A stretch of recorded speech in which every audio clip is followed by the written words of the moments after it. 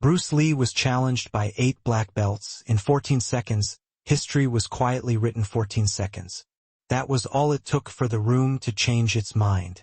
8 black belts had come with certainty, credentials, and witnesses. They left with none of those intact. No one was injured.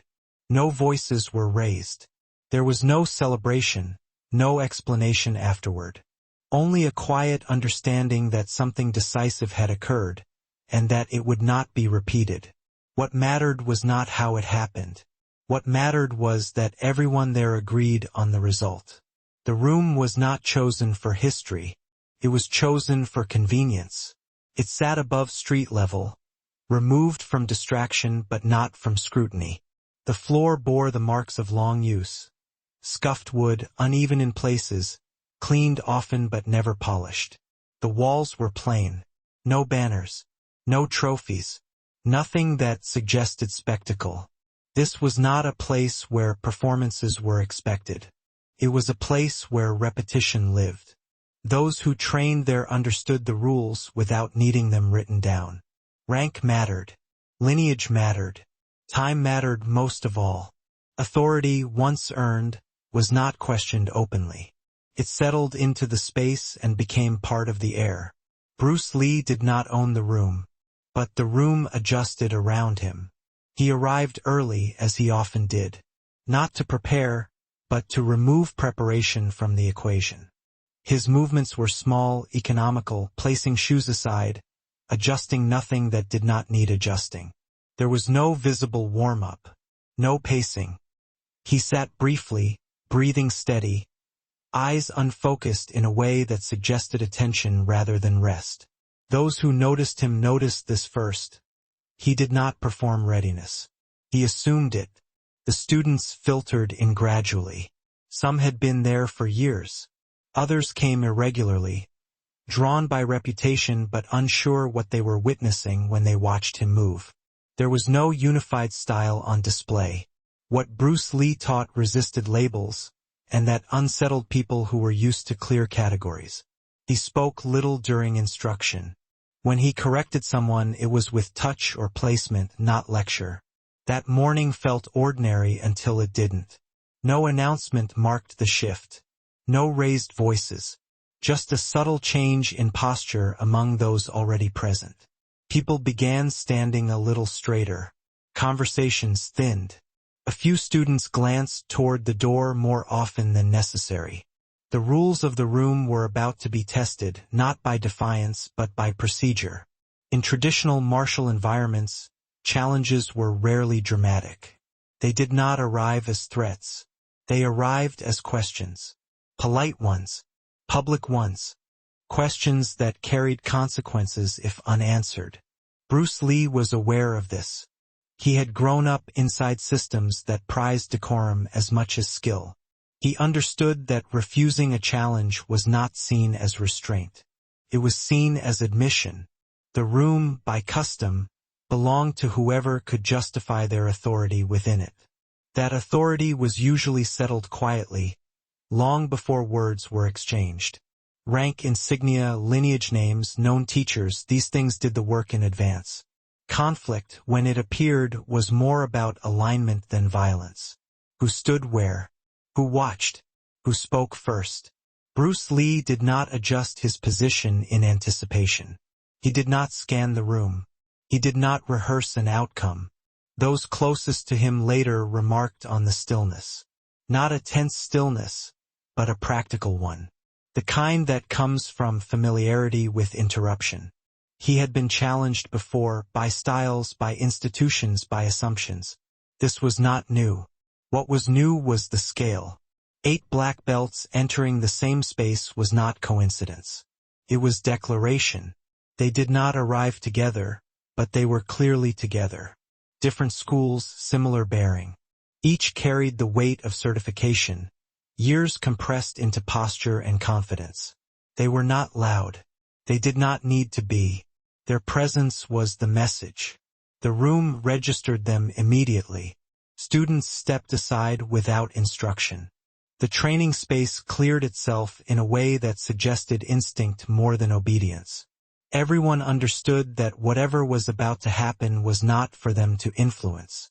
This was not hostility. It was protocol. Bruce Lee stood when it was appropriate. Not immediately. Not late. Precisely when the moment required acknowledgement. He faced them without ceremony. No bow that lingered. No challenge of his own. Witnesses later disagreed on the exact words exchanged. That detail faded early, replaced by something more durable. The tone. Calm. Even. Unhurried. There were rules implied in the way the room held its breath. No weapons. No extended engagement. No theatrics. This would not be about endurance or display. It would be about definition, whose understanding of combat would stand when stripped of form. The challengers believed they understood the environment. It resembled hundreds they had trained in. The hierarchy was familiar. Numbers mattered. Credentials mattered. Bruce Lee understood something else. He understood that the room did not belong to rank. It belonged to function. And function, once revealed, rearranges everything around it. No one announced a beginning. None was needed. The room had already decided that an answer was coming.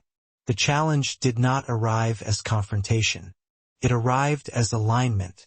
8 men standing in a loose arc, close enough to be unified, distant enough to appear impartial. Each represented a system that had already decided what legitimacy looked like. Years of formal training documented advancement, instructors whose names carried institutional weight.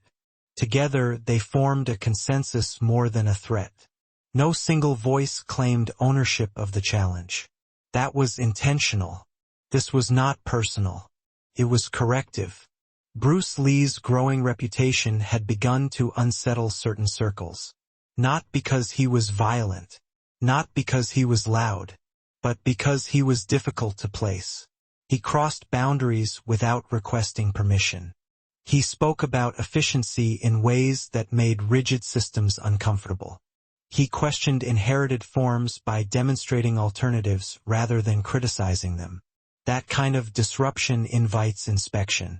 In traditional martial communities, inspection takes a familiar shape. A public encounter framed as fairness. Equal conditions. Witnesses present. Outcomes allowed to speak for themselves. The challenge was not framed as hostility, but as clarification.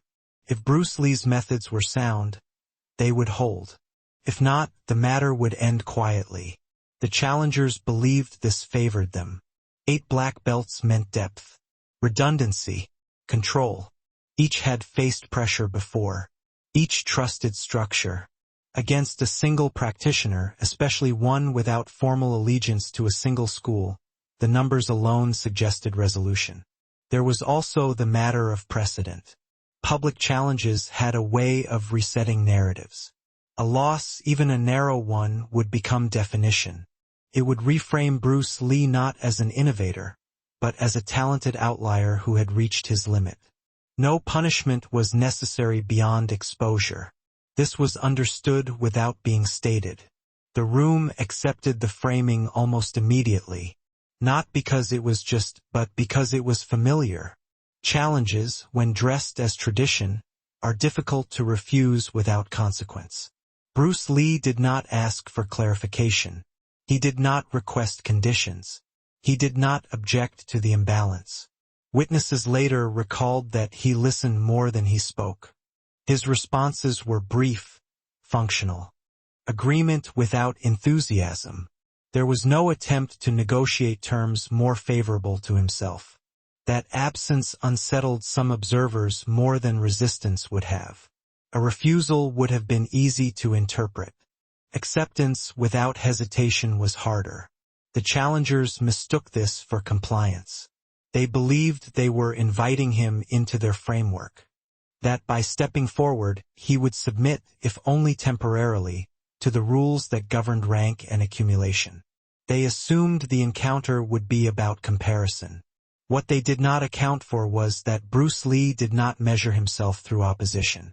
He measured systems through application. To him, this was not 8 men. It was 8 approaches to distance, timing, and intent. The challenge had one unspoken expectation: duration. Enough time for assessment. Enough time for form to express itself. Enough time for superiority to become visible. Bruce Lee did not share that expectation. He did not see combat as something that needed space to declare itself. He saw it as something that resolved the moment clarity replaced assumption. The challengers were prepared for engagement. He was prepared for conclusion. As the terms settled into silence, the room shifted again. Not with excitement, with weight. Students became observers. Observers became witnesses. Everyone understood that whatever followed would not remain contained to that space. Reputations do not dissipate easily. They travel. The challengers adjusted their stances subtly. Not aggressively, but professionally. This was routine to them. Testing was part of maintaining authority. They believed they were about to restore equilibrium. Bruce Lee stood without adopting a visible guard. His posture was neutral, almost informal. To the untrained eye, it appeared unprepared. To those who watched him closely, it was something else entirely. He was not positioning himself against opponents. He was positioning himself within reality. The challenge had taken shape. It no longer belonged to those who issued it. It belonged to the moment that would answer it. By the time the room settled, it was already crowded with attention. No one spoke above a necessary volume. Instructions were not repeated. The presence of witnesses altered behavior without demanding it. In martial spaces, witnesses do not merely observe. They validate outcomes. Their memory becomes record. Those present understood this instinctively. Students stood along the perimeter, back straight, arms still. Some had trained under Bruce Lee long enough to recognize his patterns. Others were newer, still searching for reference points. A few had come specifically because they had heard something unusual was going to happen, though no one had said so directly. There were also peers, other instructors, unaffiliated practitioners, individuals whose presence signaled that this was not a private matter. Their neutrality mattered. It meant the result, whatever it was, would not belong to one camp. The room had become a court without a judge. Bruce Lee was aware of the witnesses, but he did not play to them. His attention did not widen or contract. It remained precise. He did not look for reassurance in familiar faces. He did not seek to project confidence outward. That absence of signaling was itself a signal. The challengers, by contrast, were accustomed to being seen. Rank functions socially only when it is acknowledged. Their posture reflected this, not arrogance, but expectation. They assumed the witnesses understood what black belts represented. Time, discipline, verification. They expected the room to read them correctly. Tension built not through movement, but through delay. No one rushed to initiate. There was an unspoken sense that once the first motion occurred, interpretation would narrow rapidly. Before that, everything was still possible. This pause was not accidental. It was assessment. The challengers were scanning, not anxiously but habitually. They were reading Bruce Lee's stance, his distance, his stillness. Some likely waited for a tell. A shift of weight, a rise of shoulders, a breath taken too early. Something to confirm that he would enter their rhythm. He did not. Bruce Lee's stillness was not passive. It was active restraint. His body was not waiting for permission to move.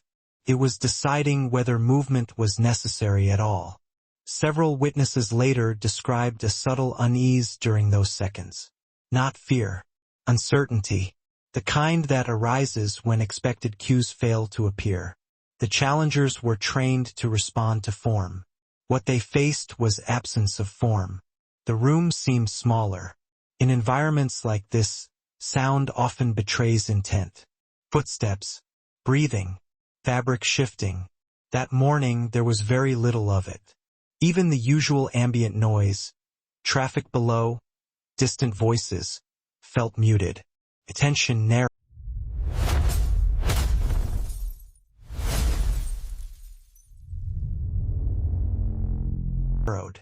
This was the moment where narratives usually begin to form. People pick sides internally. They predict outcomes based on familiar logic. Numbers versus individual. Structure versus improvisation. Tradition versus experiment. Yet something resisted prediction. Bruce Lee's presence did not invite comparison. He was not posturing against the challenger's authority. He was not trying to negate their credentials. He simply stood as he was, unmodified by the situation. That unsettled the room more than overt defiance would have. The challengers conferred briefly, without words. A slight shift in spacing. An adjustment of angles. They were aligning themselves not just tactically, but symbolically. 8 was not meant to overwhelm physically. It was meant to represent consensus. Consensus exerts pressure quietly. Bruce Lee did not counter that pressure. He did not argue against it. He allowed it to exist fully. In doing so, he exposed it. Witnesses later noted that no clear signal marked the transition from observation to action. There was no countdown, no formal acknowledgement. The moment arrived without announcing itself. What preceded it, however, was unmistakable. A sense that the room had crossed a threshold. Not into violence, into resolution. The witnesses leaned forward almost imperceptibly. Not out of anticipation, but out of instinct. As if proximity might help them understand what was about to occur. None of them expected it to be brief. They expected process. They expected comparison. They expected time. What they did not yet understand was that time was the one variable no longer available. The weight of their attention pressed inward. And then, without drama, the demonstration began. There was no opening exchange to study. No circling. No testing of range. What occurred began already in motion, as though the decision had been made earlier and the body was merely carrying it out. Bruce Lee moved first, but not in the way witnesses expected. There was no charge, no visible aggression. The motion was compact, nearly unremarkable except for its timing. He entered the space where reaction was supposed to occur, but did so before reaction could organize itself. The first contact did not resemble a strike in the conventional sense. It was a disruption of balance, of structure, of expectation. One challenger was no longer positioned to contribute. He had not fallen dramatically. He had simply been removed from relevance. The room did not register this immediately. Attention lagged behind reality. Bruce Lee did not pause to confirm the effect. He did not look to see who had noticed. His movement continued with the same economy, flowing not toward targets, but through openings that existed for only fractions of time. What followed was not a sequence. It was a collapse. Each challenger had prepared to engage a man. What they encountered was a system that did not acknowledge individual exchanges. Distance vanished. Angles dissolved. Techniques that required setup found no surface to attach to. Bruce Lee did not meet force. He passed through intention before it could harden. Witnesses later struggled to describe what they had seen without resorting to metaphor. Some spoke of interruption. Others of inevitability. Several noted that there was no visible struggle, no moment where advantage was contested. The second and third challengers were neutralized almost simultaneously. Not by identical actions, but by identical outcomes. They were no longer factors in the encounter. Their training had prepared them to respond to threats. What they experienced did not present itself as one. Bruce Lee's movements were quiet. No stamping of feet. No exaggerated gestures. The sound in the room did not increase. If anything, it receded further, as though attention itself had gone silent. By the time the fourth challenger attempted to adjust, attempted being the operative word, the encounter had already reached its conclusion. The remaining men did not step forward. This was not hesitation born of fear. It was recognition, a rapid recalculation that arrived too late to be useful. They understood, almost in unison, that engagement would not clarify anything further. Bruce Lee came to stillness without flourish. He did not strike a finishing pose. He did not remain alert in anticipation of continuation. He simply stopped moving. Someone later checked a watch. 14 seconds had passed. In those seconds, no one had been knocked unconscious. No blood marked the floor. There was no evidence of excess. Yet the outcome was absolute. Not because everyone had been incapacitated, but because the premise of the challenge had been dismantled. The challengers were standing, sitting, or bracing themselves against the walls. Their expressions were not dramatic. They showed no visible anger. What registered instead was recalibration, a quiet, internal accounting. The room did not erupt. There was no applause, no exhalation of tension. Silence held. Bruce Lee did not address the challengers. He did not explain what he had done or why it had worked. He did not offer commentary for the witnesses. He stepped back, returning to the same neutral posture he had held before the demonstration began. The absence of explanation mattered. Explanation would have invited debate. Debate would have implied uncertainty. What had occurred did not leave room for interpretation. The challengers did not protest. They did not seek clarification. They did not attempt to reframe the encounter. No one requested a second demonstration. The idea did not surface. One of the witnesses later said that the most unsettling part was not the speed, but the restraint.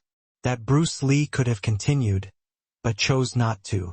That he had shown only what was necessary to answer the question posed. Nothing more. In martial traditions, excess is often mistaken for dominance. What the room witnessed instead was sufficiency, a response calibrated precisely to the demand, and no further. 14 seconds had passed. The room would not return to its previous state.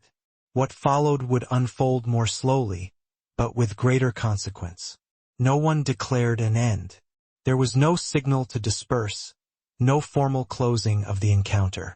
The demonstration had concluded itself, and the room seemed uncertain how to resume ordinary function.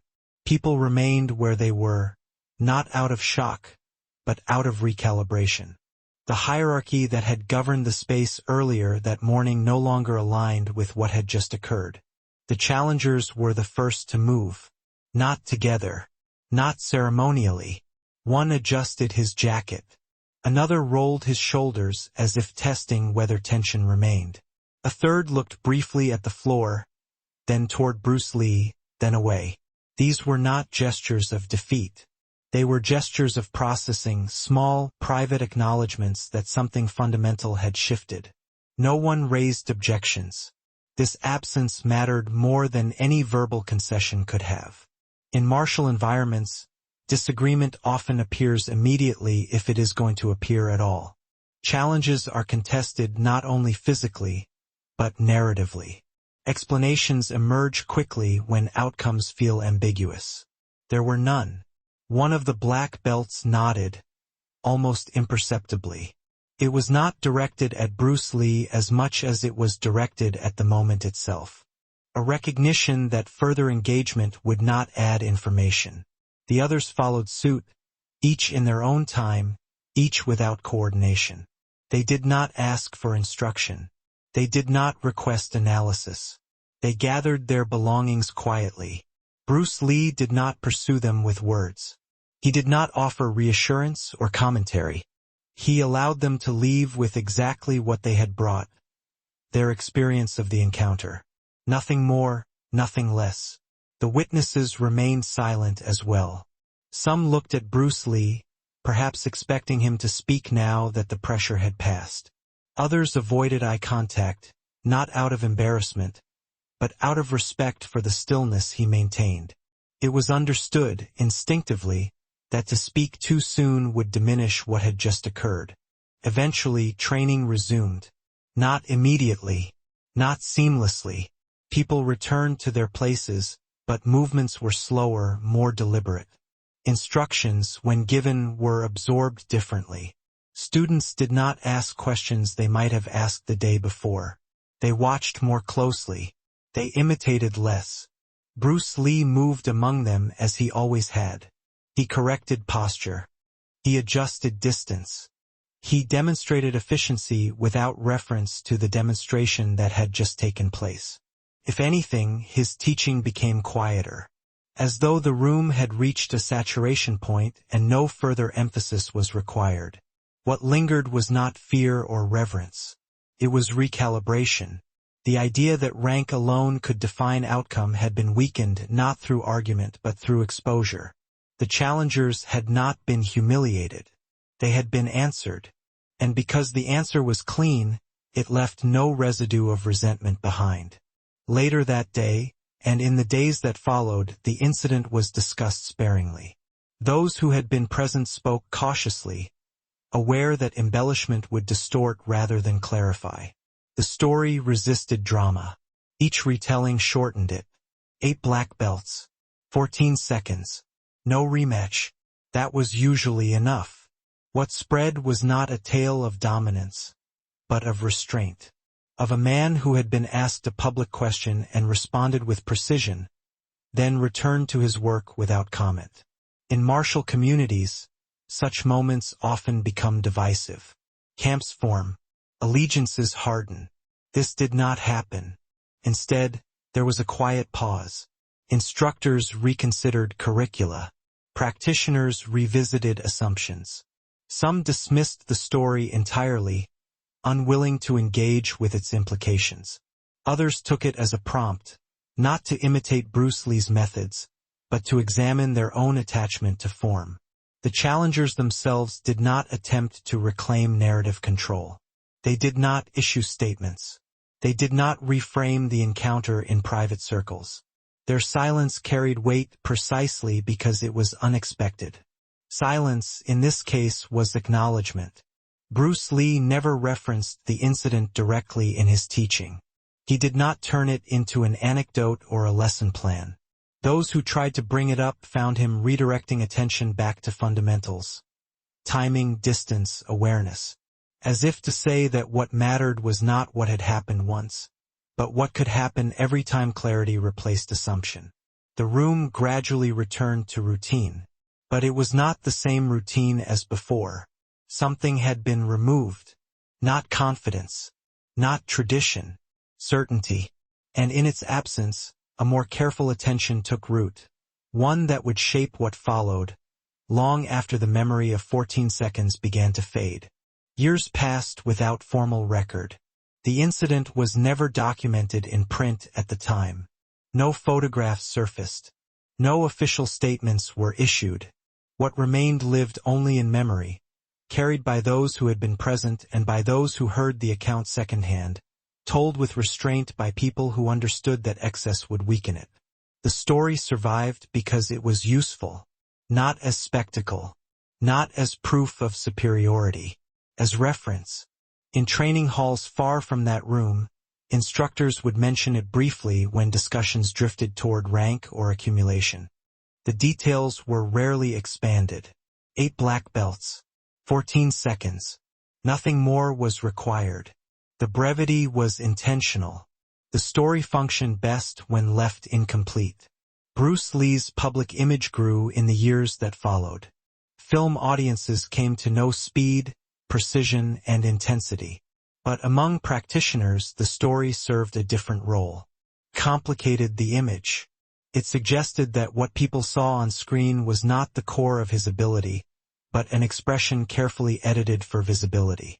Those who had witnessed the encounter understood that the most significant element was what had been withheld. He had not demonstrated endurance. He had not demonstrated power. He had demonstrated judgment. The challengers continued their paths. Some remained within their systems.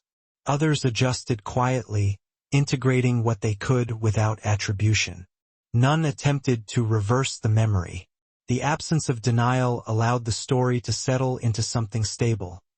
Neither myth nor rumor, but shared recollection. Over time, the 14 seconds became less important than what followed them.